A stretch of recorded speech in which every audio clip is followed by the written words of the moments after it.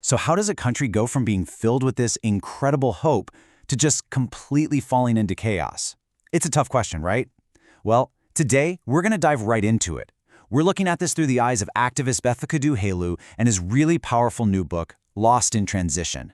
It unpacks a pivotal and, honestly, a super painful decade in Ethiopia's recent history. Okay, so to really get the tragedy of what happened, you have to go back. You have to remember the hope. Let's rewind the clock to 2018. When Prime Minister Abiy Ahmed first came to power, man, there was just this incredible sense of possibility in the air. It felt like real, fundamental change wasn't just a dream anymore. It was right there. You could almost touch it. And it wasn't just in Ethiopia, The whole world was watching. Suddenly, you started seeing headlines like this pop up everywhere. They weren't just talking about him as another leader. They were framing him as this figure who was capturing the imagination of an entire continent. It was a huge deal. But here's the thing that's so important to get.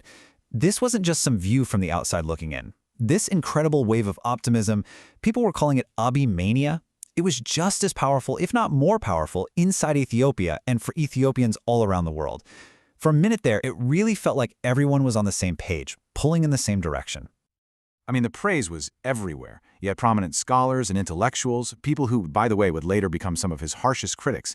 They were hailing this moment as a massive breakthrough. So this hope, it wasn't just a feeling, it was almost universal. And that's what makes what happened next so incredibly hard to wrap your head around. And this is where our guide for this whole story comes in.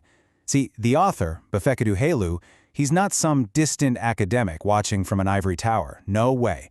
As a co-founder of CARD and a member of the famous Zone 9 bloggers collective, he was right there in the thick of it, fighting for the very democratic principles that were on the line. He didn't just study this transition, he lived it. So, that leads to the one big, heartbreaking question that's really at the core of his book.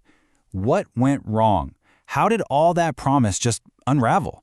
How does a transition that started with so much light end up in one of the darkest, most violent periods in the country's entire recent history? Well, the book's analysis is, let's just say, blunt. It argues that the initial euphoria didn't just fade away gently. No, it collapsed. It crashed into what Hailu calls an era of madness. This wasn't some slow, gradual decline. It was a straight-up free fall into chaos that left the entire country just reeling. And just look at how fast things went south. It was like a series of seismic shocks, one after the other. You had unresolved assassinations of top officials shaking the nation.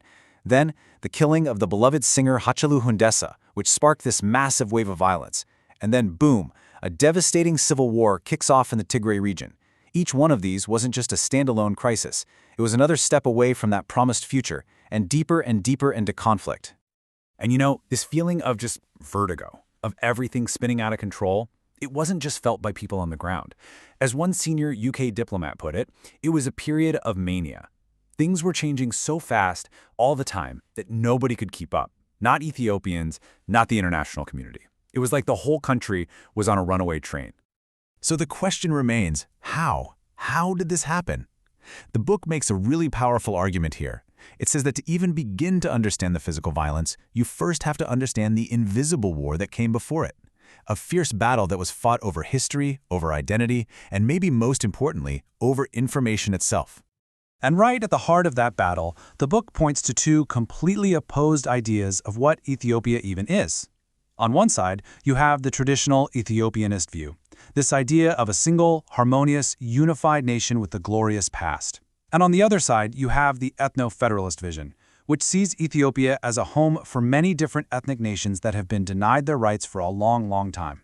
And look, these weren't just political disagreements. These were two competing realities crashing into each other, each one fighting for dominance. And the book actually gives us the language to understand how this information war was fought. A really key concept here is something called annihilation framing. Now, this is way beyond simple media bias. This is a deliberate tactic.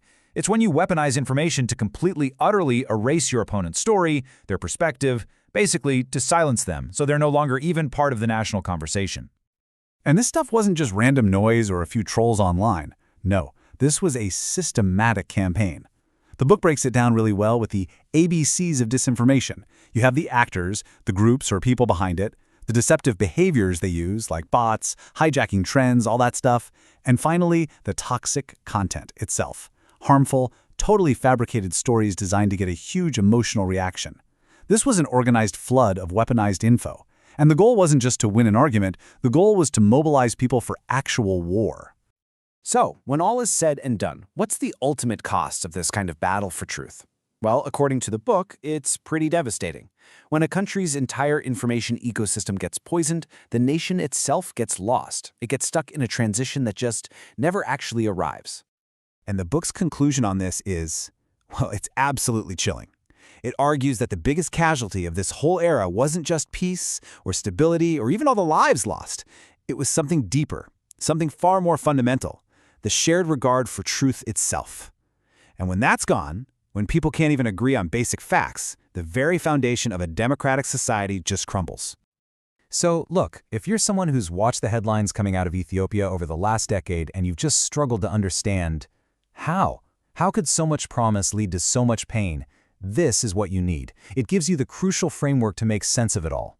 Lost in Transition isn't just another history book. It's really an insider's essential guide to understanding a nation's fight for its very future.